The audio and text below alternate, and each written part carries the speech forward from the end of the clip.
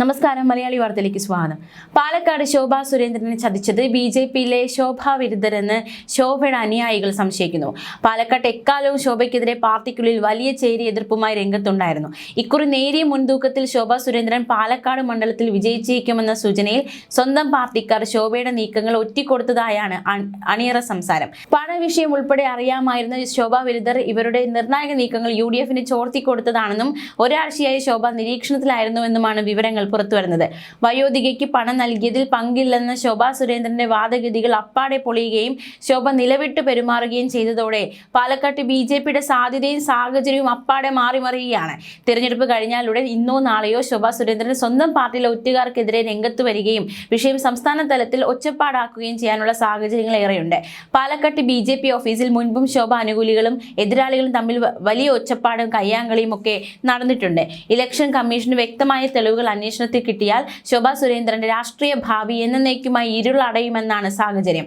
7 വർഷം മത്സരിക്കുന്നതിൽ നിരോധനവും 1 വർഷം തടവ് ശിക്ഷയും കിട്ടാവുന്ന സാഹചര്യമാണ് മുന്നിലുള്ളത്. ഒരു സ്ത്രീ എന്ന നിലയിൽ തന്നെയും പാലക്കാട്ട് വോട്ടർമാരെ അപമാനിക്കാനുള്ള ബോധപൂർവമായ ശ്രമമാണ് ചില മാധ്യമങ്ങളുടെ രാഷ്ട്രീയ എതിരാളികളിലൂടെ നടന്നതെന്ന് ശോഭ പറയുന്നുണ്ടെങ്കിലും എതിരാളികൾ സ്വന്തം പാർട്ടിയിൽ തന്നെയാണെന്ന വസ്തുതയാണ് പുറത്തുവരുന്നത്. പാലക്കാട് പിരായിരി പഞ്ചായത്തിലെ ഒരു ഓട്ടോറിക്ഷ സ്റ്റാൻഡിൽ ഒരു ക്യാൻസർ രോഗിയും കുടുംബത്തെയും കാണാൻ പോയതിനെയാണ് പണം നൽകാനായി എത്തിയതെന്ന രീതിയിൽ ചിലർ വളച്ചൊടിച്ചതെന്നാണ് അവരുടെ വിശദീകരണം. എന്നാൽ പണം കൊടുക്കാൻ പോയ വെള്ള ചുരിദാറുകാരി യുവതി മടങ്ങുന്നത് വരെ ശോഭ കാറിലുണ്ടായിരുന്നുവെന്ന സാഹചര്യത്തിൽ ശോഭയ്ക്ക് പഴുതടച്ച മറുപടി നൽകാൻ സാധിക്കുന്നില്ല.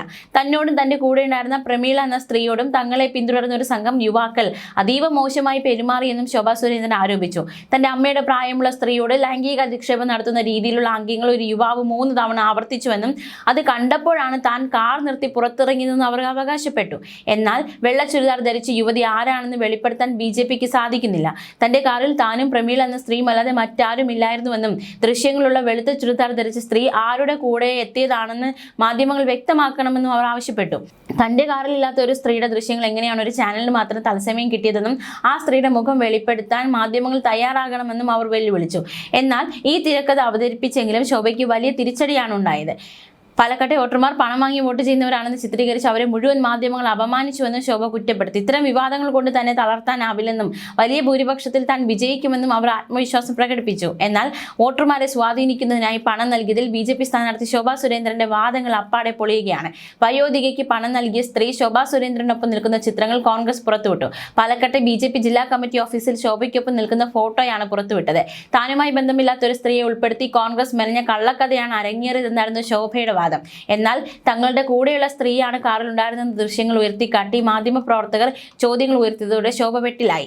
കാറിൽ ഉണ്ടായിരുന്ന സ്ത്രീയുടെ ദൃശ്യങ്ങൾ വ്യക്തമല്ലെന്നായി പിന്നീടുള്ള വാദങ്ങൾ. പിന്നാലെയാണ് പണം നൽകിയ സ്ത്രീയും ശോഭാ സുരേന്ദ്രൻ തമ്മിൽ മുൻപരിചയമുണ്ടെന്ന് ചൂണ്ടിക്കാട്ടി പഴയ ഫോട്ടോകൾ കോൺഗ്രസ് പുറത്തുവിട്ടത്.